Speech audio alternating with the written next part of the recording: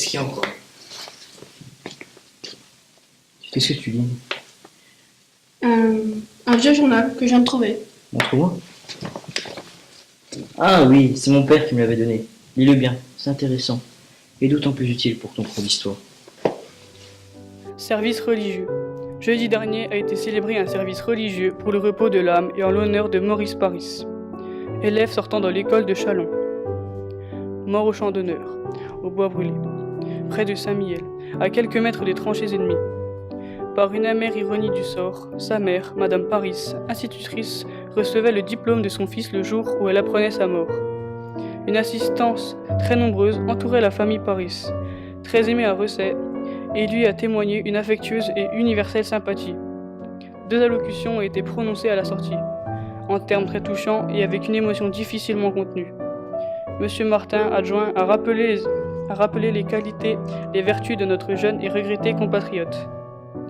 Un ami de la famille a dit à quel entrain, quelle ardeur il est parti, comme il s'est vaillamment comporté sur le front, et enfin combien le glorieux enfant était aimé là-bas, de ses chefs et de ses camarades. Papa! Papa! Quoi? Regarde! J'ai trouvé un article sur le journal. Un article sur un soldat d'ici. Il est mort en 1914, tué par l'ennemi au bois brûlé, près de Saint-Mylène. Le pauvre était si jeune, 21 ans. Eh oui, imagine la tristesse de sa famille. Demain, ce sera le 11 novembre. On ira au monument aux morts. C'est la commémoration de l'armistice. Excellente idée, papa.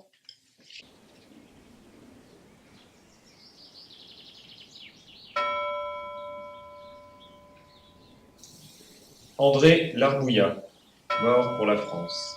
Fernand Mortier, mort pour la France. Maurice Paris, mort pour la France. Il y avait quand même beaucoup de morts, alors que nous ne sommes que dans un tout petit village. Eh oui, Roger, cette guerre a été terrible. Il y a eu 10 millions de morts. Amiot Clément, mort pour la France. Amiot Félix, mort pour la France. Frau Müller, Ja, Chef. wenn 18,6 Millionen Soldaten zwischen 1914 und 1918 gestorben sind, dann hat wahrscheinlich jede Familie jemanden verloren. Ja, ganz wahrscheinlich.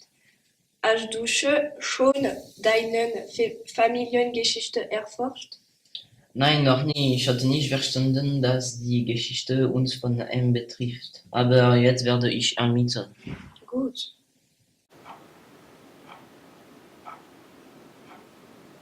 Opa, kannst du mir von der Ersten Weltkrieg erzählen? Oh, ich war ganz klein. Ich habe noch einen Brief von meinem Vater. Warte, er liegt in dem Schrank. Ich hole dir gleich.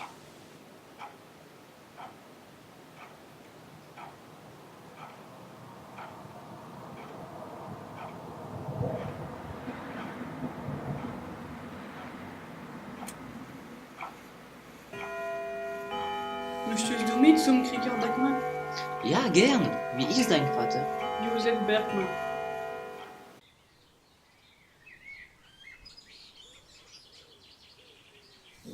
Opa, hast du gesehen? So viele Leute sind für ihre Heimat damals gestorben.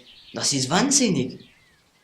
Ja, für einen Krieg, der noch einige Monate dauern sollte und das hätte noch länger dauern können. Aber der Versailler Vertrag hat uns gerettet. Wir waren zwar die offiziellen Verlierer des Krieges. Das war aber der Preis für die Ruhe. Ich weiß nicht, ob man 1919 wirklich von Frieden sprechen konnte. Die Familien waren sehr stürzt, das Leben sehr zäh. Die Weltordnung ziemlich unstabil und der Zweite Weltkrieg drohte schon.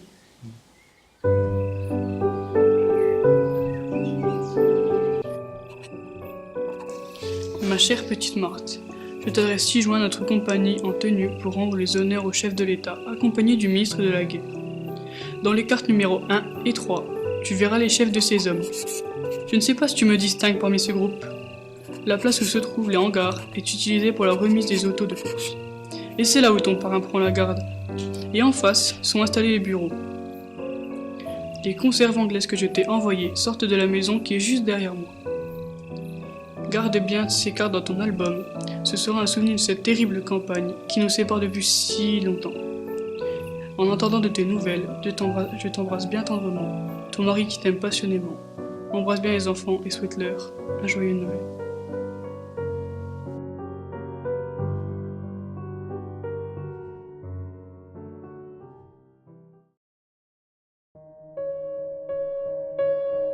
Meine Lieben, ich könnte mir keine bessere Zeit und Gelegenheit denken, nach Hause zu schreiben, als den ersten Weihnachtsfeiertag.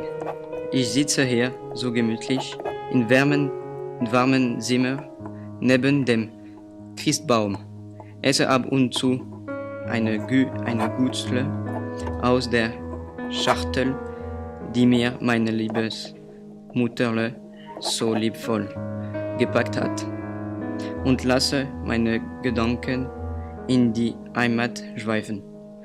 Vielleicht sitzt ihr jetzt auch im Weihnachtszimmer und lässt und plaudert und esst Gutzle. Wie gern wäre ich bei euch. Mein liebes Baschle, zuvorderst rufe ich dir und deinem Freund Johannes ein herzlich Prosit Neujahr zu. Bleib vor allem gesund, mein Baschle. Vielen, vielen Dank für deine Karten. Das war ein schöner Neujahrgruß.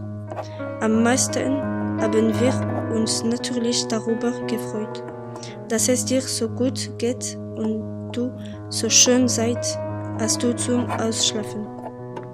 Sag mal, Brüderlein, was hat man sich denn unter dem sogenannten Bett vorzustellen? Ein Buntstroh, ein Federkrieb oder ein wirklich Franzosenbett? Fein, dass ihr einen so lustigen Leutnant habt, da lernt man ja so gern. Ach, Baschle, ich konnte auch mal dabei sein.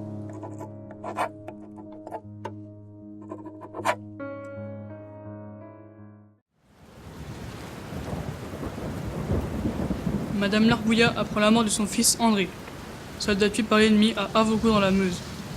Madame Paris, qui a perdu son fils Maurice 2 ans plus tôt, lui rend visite et compatit.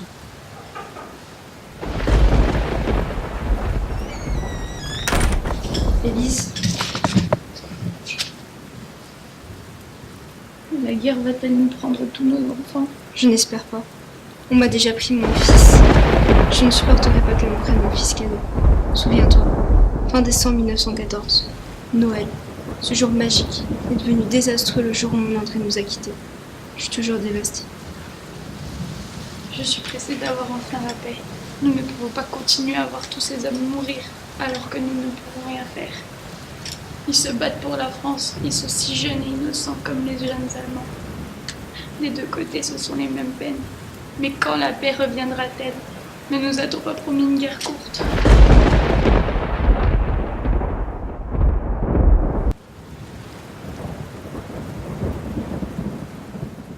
Ich schäme mich. Ich habe zwar für unser Vaterland gekämpft, aber ich fühle mich wie ein Mörderer. So viele Soldaten sind gestorben und das auf beiden Seiten. Denk auch an die, die verletzt wurden oder einfach wegen dieses Kriegs irrsinnig geworden sind. Manche werden nie wieder in Ruhe leben. Ich habe etwas verstanden. Der Krieg ist ein Gebiet zur Beruhigungssache. Sie wollen die Stärksten sein. Sie wollen die Größten sein. Wer? Die Politiker, die Leiter, die hohen Tiere. Ach ja, du hast recht. Aber wir sind nur einfach Leute. Ja, wir müssen für das Vaterland kämpfen und sterben. Aber sie nicht. Ja, aber andererseits haben sie wahrscheinlich dasselbe erlebt. Die ganz normalen Leute haben auch getötet, haben auch gelitten und werden auch noch leiden. Ihre Chefkämpfe auch nicht. Sind ja viel zu wichtig dafür. Ja, und wenn wir den Krieg verlieren, wird es auch unser Schuld sein. Die Unwissenheit und die Dummheit sind beträchtliche Faktoren von der Geschichte. Warum sagst du das? Weil wir nicht verstanden haben. Wir wurden von der Propaganda getauscht. Aber hatten wir das Wort gewusst? Hattest du mitgemacht? Hätten Erdupern in Frankreich auch mitgemacht?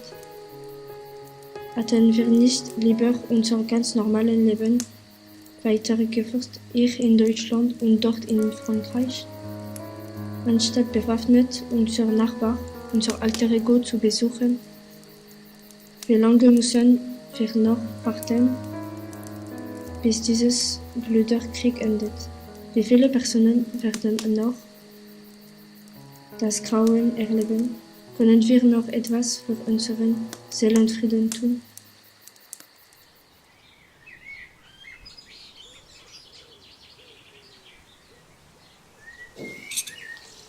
Regarde, Élise, ce que je viens de voir dans le journal local. Il paraît que les Boches veulent la paix. Quoi? Fais voir l'article? Mais ça veut dire qu'on a perdu. Mais non, t'inquiète pas. Ils veulent juste trouver un terrain d'entente pour arrêter cette fichue guerre. Ah, tu crois? Mais tu penses qu'ils vont faire comment? Aucune idée. Il semblerait qu'ils vont proposer un cessez-le-feu. Ou alors les Boches vont essayer d'un drapeau blanc. Peu importe, je m'en fiche de la façon dont ils vont faire ça. Mais ça me rendra pas mon fils mort en 16, ni toi le tien mort en 14. Mais ça évitera peut-être d'autres malheurs.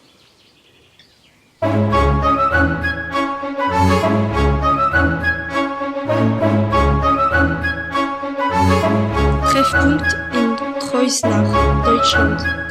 Der Reichstag arbeitet an einer Friedensresolution. Das Ziel, eine Schlichtung, damit der Krieg so schnell wie möglich endet. Also, die Sitzung kann beginnen. Auf der Tagesordnung eine Lösung für den Frieden finden. Sie haben das Wort. Meine Herren, die Zeit sind schwer. Dieser Krieg hat schon zu lange gedauert. Wir müssen eine Lösung finden. Wer wir nicht finden, das ist das Ende für den menschlichen Natur. Schlägt Ihre den vor. Wir können Sie denken lassen, dass wir an einer neuen Massenverteidigungswaffe arbeiten, um sie zu erschrecken. Sie werden sich dann zurücksehen. Nein, wenn wir das machen, dann glauben Sie, dass wir sie angreifen. Sie werden sich mit uns messen oder auch eine neue Waffe erfinden. Etwas anderes. Wir können mit Ihnen verhandeln und Ihnen erklären, dass wir dieses Massaker im Namen des Friedens stoppen müssen.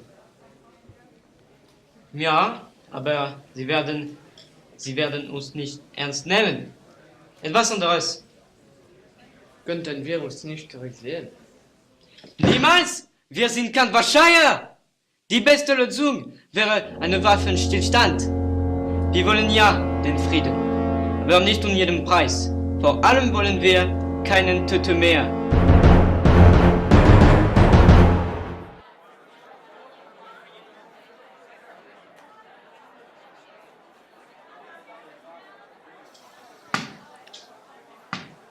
C'est bien calme ici. Monsieur Dumortier, quelle surprise de vous revoir. Comment vous portez-vous? Physiquement, c'est difficile. Moralement, je ne m'en remettrai jamais. La chirurgie et le travail de mes infirmières vous ont sauvé. Mais nous ne pouvons pas toutes sauver les âmes. Regardez où nous sommes. L'année 1918 s'achève, et je suis là, à vous parler. Je ne retrouverai jamais ma vie d'avant. Cette putain de guerre m'a détruit. Enfin, monsieur Dumortier, tout n'est pas si noir. Pensez aux générations futures, qui sans doute auront une vie meilleure. J'espère qu'elles ne connaîtront jamais ce que j'ai vécu, et que la paix restera à jamais gravée dans la pierre.